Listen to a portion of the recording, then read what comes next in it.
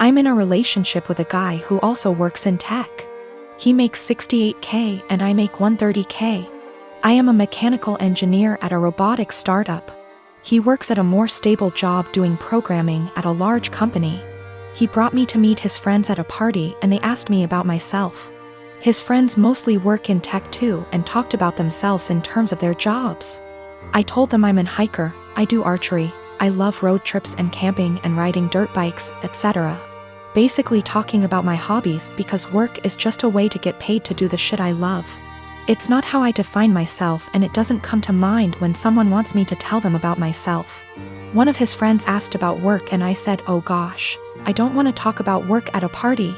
Spent my whole day sweating my ass off in 95-degree heat trying to replace this busted ass motor just to find the replacement. I wasn't lying or trying to downplay that I have a good job, that really is how I spent my day. And I wasn't in the mood to talk shop at a party. Some other conversations came up casually that probably also made me seem poorer, like me saying that car dealership repairs were a ripoff, and telling my boyfriend that my childhood neighbor's trailer caught on fire and I was gonna visit and help her out. I wasn't doing it on purpose, I was literally just talking about my life, but I guess I gave the impression I was poorer. It got later in the night, everyone was getting drunker, and some of his friends, not close ones though, were making jokes about me growing up in a trailer and being a gold digger, and being ready to jump to a richer guy. Really misogynistic shit honestly, since they don't even know me and seemed to just assume all girls are good diggers. He didn't say anything. He later said it was because he'd smoked weed and gets quiet and has trouble carrying on a quick conversation when he's high. But regardless, I felt hurt he didn't say anything. I got irritated with his friends and asked, now why the hell would you say that when I make twice what he does? His friends went quiet for a second and I continued, there ain't no gold to dig here, not with him or anyone at this party. So do y'all think I'm cheap, or do y'all think? My boyfriend wanted to leave the party shortly after and he was pretty upset with me for telling everyone I make twice what he does.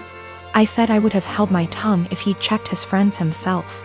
But he didn't say anything, so I wasn't about to let them talk to me like that. He said it was humiliating and now everyone thinks I may. And I flippantly said at least they know I'm a rich. He was angry. I embarrassed him when I spoke up. I was angry I had to say anything at all because his friends were talking shit, so it should be on him to check them. University is starting back soon, so many of my friends started moving back to town. I am 17, female, live in a house with 5 friends. I wasn't born in the UK but moved here with my parents when I was 17. We come from another European country, so I speak my native language, English, which is far from perfect. I've been learning Spanish and English since I was little and my Spanish is better than my English. I don't have an obvious accent in English, people just assume that I am Canadian. We had a small party on Saturday and one friend brought his new girlfriend, Jess. Jess 20, and she's the reason why I am posting here. Jess made sure to let everyone know that she's a polyglot and speaks multiple languages. I was obviously impressed. I study modern languages, meaning that I'm learning Italian and German on top of Spanish. And obviously I asked what languages she speaks: Spanish, Japanese, Arabic, my native language, German, Korean, and French. I told her how impressed I was and carried on with my evening. I had a short phone call with my mom, whom I obviously speak to in my native tongue, and I went out of the house to talk to her. Jess was out in the garden and heard my conversation and she corrected me on my pronunciation. I told her that she was in the wrong and she insisted that she knows better. I didn't fancy getting into any arguments, so I ignored her and went back inside saying, whatever. Later, I bumped my head and swore loudly in Spanish. I tend to code switch a lot when drunk, and she corrected my pronunciation, which was funny because it was her who was incorrect. I ignored her again. A while later I wanted my friend, who is from Spain, to hand me something, but I forgot how it's called in English. So I said, hand me Spanish word, please, knowing my friend would understand.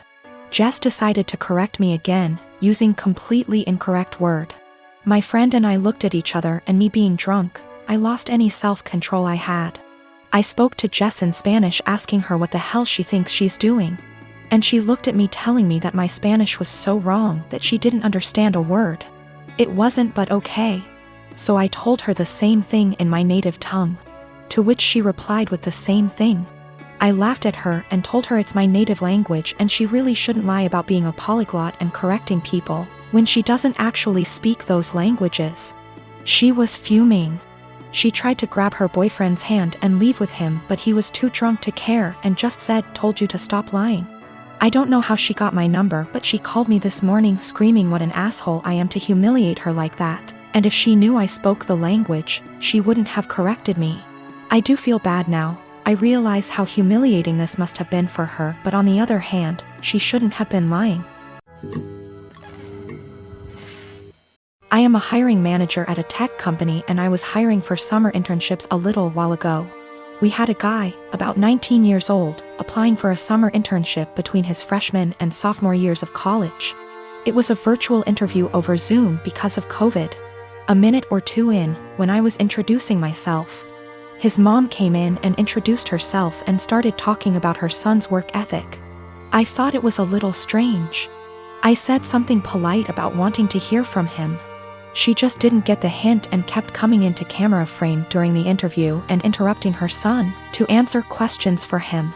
I asked a few technical questions which he seemed to answer well and then cut the interview fairly short. I thought that was all over and done with until I'd gotten an email from a woman, a month later, asking about her son's application. She seemed offended he hadn't gotten an acceptance or rejection. It bothered me. I felt bad for the kid, honestly. Way back when I was a teenager, my mom used to pull the same shit. But luckily she only did that when I was 15 and working for a day camp. Not when I was an adult applying for engineering jobs. But I felt like this poor kid was getting his chances ruined because his mom wasn't giving him the chance to apply on his own. I sent an email back saying I was not at liberty to send information about an application to anybody but the applicant. I also asked HR to send an email to the kid saying sorry, but we were not making him an offer. It is something we usually do, but his rejection email must have slipped through the cracks with all the COVID craziness.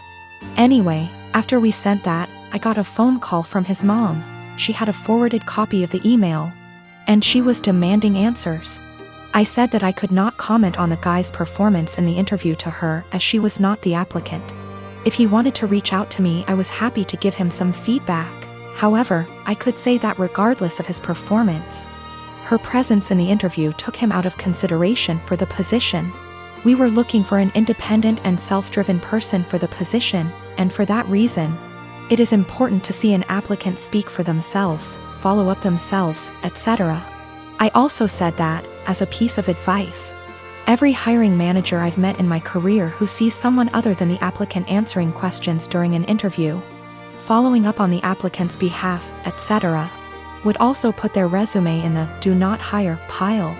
Since, while the applicant may be skilled and motivated, they need the ability to demonstrate those traits themselves. She blew up at me over that, kinda cussing me out to the point where I hung up. I own a small condo in Orlando.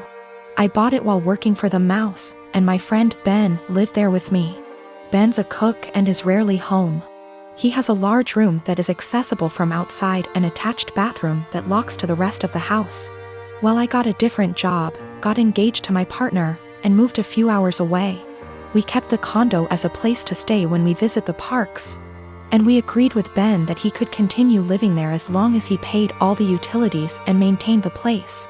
Our friends use it too. They pay a bit for utilities, are told don't bother Ben, and clean before they leave. Between everyone who uses it, we've gotten stuff donated, so it's now a fully stocked vacation home. My immediate family and I have a bad history, but we mended. They've used the condo 3//4x a year. On Monday, Ben got woken up at 2 a.m. by hammering on the main door. My aunt and uncle, their kids, and their grandkids were all there waiting to be let in. I haven't spoken to these people in years after they decided I was the devil's spawn for being gay. They demanded that the caretaker give them the keys. Ben called me. I told him to give them my number, then shut and lock the door and not let them in. My aunt was insistent that my condo was actually owned by my family. It was the family vacation home. And it was against the law to not let them in. I told her no, it was mine, I own it and I let friends and family use it, but I choose who stays there. There was a lot of back and forth and some petty name calling. She said they were here for a week, where were they supposed to go, and I said I don't care. Meanwhile, my partner reported that Ben texted them saying my uncle was attempting to kick in the door. I said tell him to call the police. She hung up on me and Ben said they left. In the morning I got a phone call from my mom trying to convince me to let them stay.